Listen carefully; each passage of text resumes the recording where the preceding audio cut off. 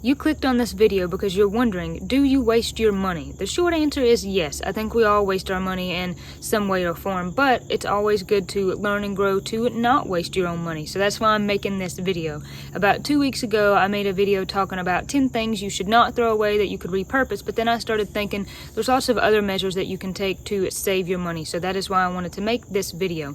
Now, a lot of these you may say, oh, I already know all about that, I already do that. If so, that's great. If there's things that I don't do in this video that you do, comment below and share and let me know, because that's one thing I love about YouTube is it's just a community where we can share and help build each other up. I not only wanted to make this video to talk about saving money, but it's also just about not wasting and about being a good steward. So, you do work hard for your money, so whatever you buy, you want to use that to its full potential. And maybe there's things that you don't have to buy, or things that you could buy something else that's cheaper. But like I said, it's about being a good steward. You want to use every ounce of toothpaste that is in that tube. Every little bit of hand soap that is in the hand soap or laundry soap or dish soap. It's just about using all of it, because you shouldn't waste any of it, because you just shouldn't. And there's lots of people around the world who don't even have that much toothpaste who would kill for that. So I just feel like it's unfair to waste that, and it's good to be conscious of your waste and your money. When I sat down and come up with a list of all these things that I do, I feel like it was pretty random, so I broke it into about 5 categories just for the ease of this video so it would make more sense. So first of all, we're going to the bathroom. The first thing on this list is toothpaste. This is such a big deal. Toothpaste these days is so expensive, and this Sensodyne that Austin and I buy, mainly for me because I have seriously sensitive teeth, that's like almost $7 a tube. And with both of us using that, we might go through that in 2 weeks. It's crazy. So as you can see, I took a pair of scissors and I cut the top off. So when it gets down and you just basically can't squeeze any more out, take a pair of scissors and cut the top off, or cut that end off, and you can get like 4 or 5 more teeth brushings out of this. That is insane. There's no telling what that adds up to in a year. You're probably saving like 20 or 30 bucks in toothpaste. So that is huge. And there was so many years where I didn't do this at all, and I just used up what I could and threw it in the trash. And once I realized, hey, I can cut the top of that and get like 5 more teeth brushings out of that, I will never throw away a seemingly empty toothpaste tube again. The next thing is hand soap. I don't know if you can hear that. You can kind of see where it comes into the top. That is pretty much straight liquid. Instead of throwing this away, whatever kind of hand soap that you buy, put water in the soap when it's almost gone, because that water, of course, will mix with the soap in the bottom, even if the pump couldn't get to it, and then you will have yourself some more hand soap. This is the same with lotion or anything else. This is getting down to the bottom, as you can see there, and then the pump is not going to reach it. So whenever it gets to the bottom, I'm going to cut it and scrape it out. And that could be with anything, with face cream, just anything that you can squeeze out of a bottle or out of something like this. While we're on the topic of soap, this is a little bitty soap bar, some soap that I made that is getting really small and kind of hard to use in the shower. Don't throw these away. Save them. You could grind them up and make your own laundry detergent with them, or put them in a bottle. You can see that's already kind of slimy and gross looking there. Put it in a bottle and let it get soft, and you could be using that for hand soap. But don't throw that away. You can use that for something, even if you just cut it up and toss it in the laundry itself without grinding it or anything. This next one, ladies, is for you. Coconut oil has so many uses, but coconut oil will take off makeup better than any kind of makeup remover or makeup wipe that you have ever used in your whole entire life, or that has ever been made. Coconut oil takes off makeup so easy. It only takes a tiny bit, and there is a ton in this jar. If I only use this to take off my makeup, I could probably use this for like 2 years, whereas the little packs of makeup wipes might cost $4 or $5 a piece, and they last like 2 weeks. So use the coconut oil. Coconut oil is your friend. It's good for so many different things. I left the bathroom, and now we're going to visit the bedroom to talk about clothes. Okay, I have a closet full of clothes. Like most people, all my winter stuff is up there at the top. Let's talk about secondhand clothes. Almost everything I buy, almost everything in this closet has come from someone else who was getting rid of clothes that they gave to me, or it came from secondhand, whether that was online or in person. You can save tons of money when you buy clothes if you buy clothes and shoes that are used. And you can still find really nice ones. I'm not talking about having to go out and buy rags, but You can find nice ones, and that saves you tons of money because clothes are incredibly expensive and it's ridiculous. You don't need to be paying $50 for a pair of jeans when you can go to a thrift store and pay like $5. Pretty much every single pair of shoes, maybe except for those, come from eBay, really. All these shoes that Katie and I love to wear, I've got every pair of those from eBay. I just buy them used, and I've had those for years.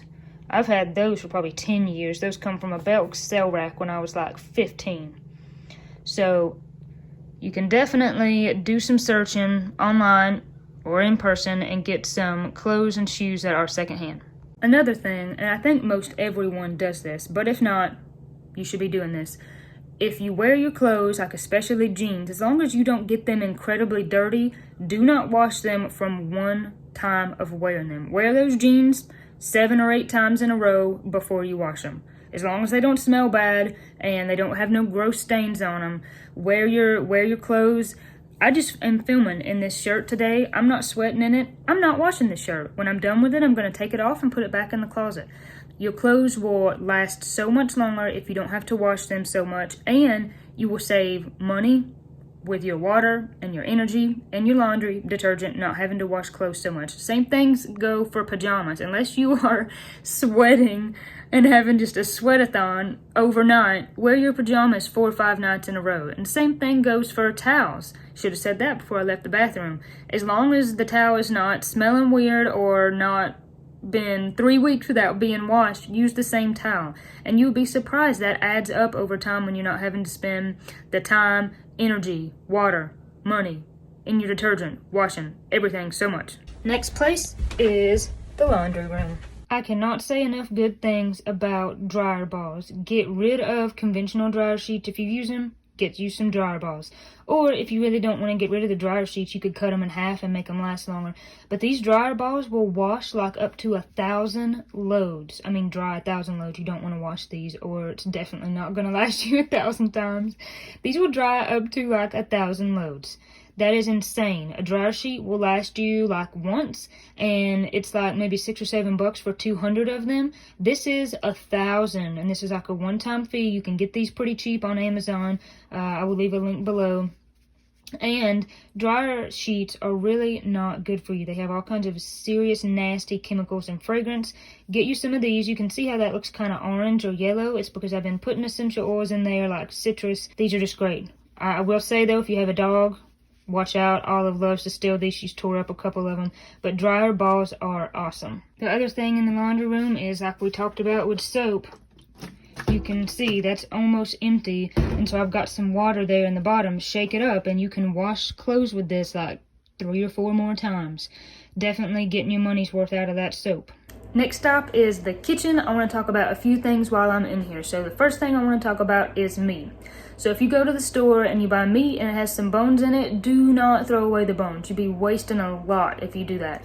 Put them in a pot and make your own stock. Austin and I are eating some soup right now with some stock that I just made earlier this week. So I had some chicken that I wanted to cook for us. I had bought some split breast because they were on sale for a really good price. They still had the wing cartilage and the bone in it.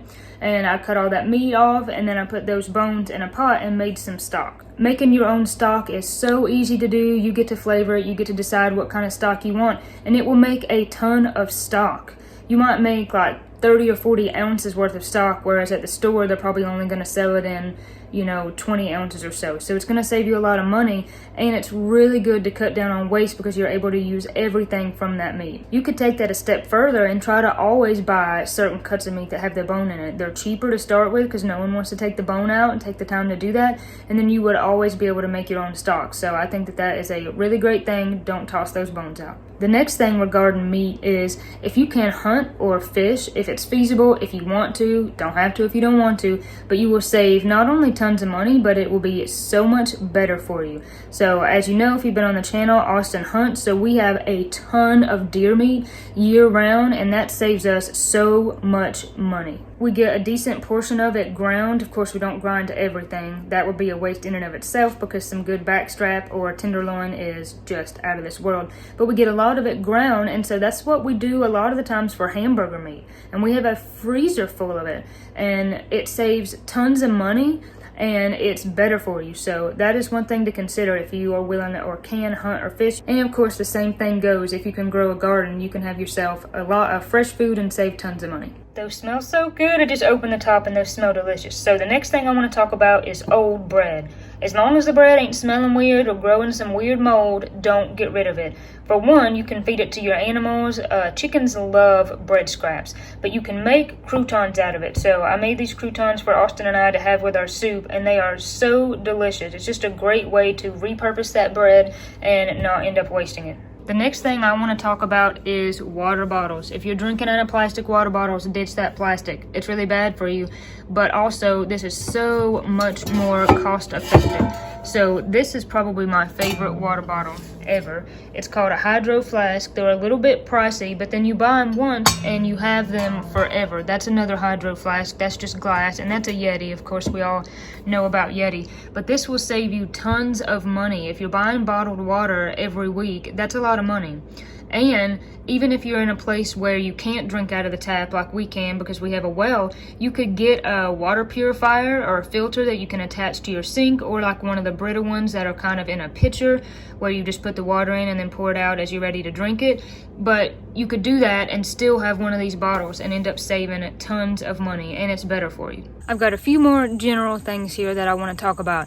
The first one is turn off your lights and unplug your stuff if you're not using it. So if you leave the room, cut the light out. If you're not using something, unplug it. That over time will save you a lot of money on your power bill if you're not lighting up your house like Christmas when you're the only one here, or when you're not in that room and the light's still on. Try to make a good habit about cutting lights off. Thinking about the house in general itself, let's talk about heat. Now, not everyone is going to have access to this or be able to do this, but if you can, it's something to think about. Heat your house with wood. That would be so much cheaper. So Austin and I have a fireplace. At my parents' house, we have a wood stove. Again, you may not be able to do this, but you might be able to put a wood stove in your house, even if you don't have a fireplace. And wood heat is the best. You really can't beat it. It heats so well. We have a wood stove in my parents' house in the basement, and it can heat the whole entire house. So wood is so much cheaper than electric or gas, so that is something to consider if you're able to do that. Last, but certainly not least, let's think about the garden. So free mulch. There's actually a place a mile and a half away from me in Austin's house, and it's just where the local power company puts all their chips. It puts all the mulch. So a lot of the times there will be a place like that, and if there's not, you could ask kind of your local power company, hey, what do you do like with your chipper trucks when you're done making the mulch? Where does that go? Can I have that? And they would probably give it to you or say, yeah, actually, here's where we dump it. Feel free to get it. So that will save you a lot of money because a truckload of mulch is like $300. I mean, that's a ton. So look out for that. And I've talked about this in the last video, but of course, make your own compost out of eggshells, fruit scraps, coffee grounds, whatever. Make your own compost and kind of till it into the soil as you go. That will save you a lot of money. And then, of course, you can get dead leaves from the woods. That makes some really good kind of compost and sow some nutrients into your soil. So think about that as well. I hope you got something from this video. There's lots of things that you can do to stretch your dollar, not waste your money, and like I said, be a good steward. Use everything that you can of that item until it's gone. It's just what you should do. So comment below, let me know if there's things that I am not thinking of, because I'm sure there are. I would love to share and learn how to stretch my dollar even more from you guys. Thank you always for watching. God bless you. God keep you. Don't waste your money. And I'll see you on the next video.